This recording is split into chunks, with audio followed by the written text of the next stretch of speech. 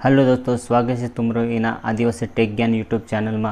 यो एक आदिवासी भाषा चैनल है। मैं तुमको आज सिम कार्डन बारे में कोई नहीं है कि एयरटेल सिम कार्ड नंबर को निकालना, आइडिया नंबर को निकालना, जियो नंबर को निकालना। ये तीन कंपनियां नंबर देखने से तो सबसे पहले आपने वीआईन देखता तो तेरंग करता मैं मारा मोबाइल स्क्रीन रिकॉर्डर चालू कर लम कि तुमको आज भी समझने आसान जासे।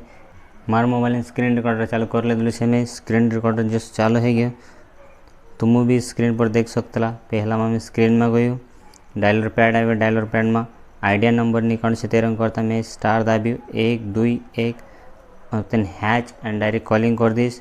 कॉलिंग करता लगे नंबर आव लागसे।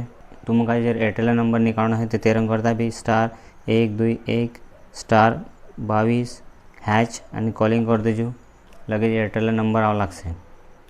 असोच तुमका जे जियो नंबर निकालना से 1299 दाब देजो। 1299 दाबता कॉलिंग चालू है, कॉलिंग चालू हेता लगे कॉल डिस्कनेक्ट है नंबर तुम्हारे स्क्रीन पर आव लागसे। बस ये सब ट्रिक से तुमका जे नंबर निकालने। बस असला तुमका जे वीडियो जोता है जर काही माहिती ते मार चैनल का सब्सक्राइब कर लेजो।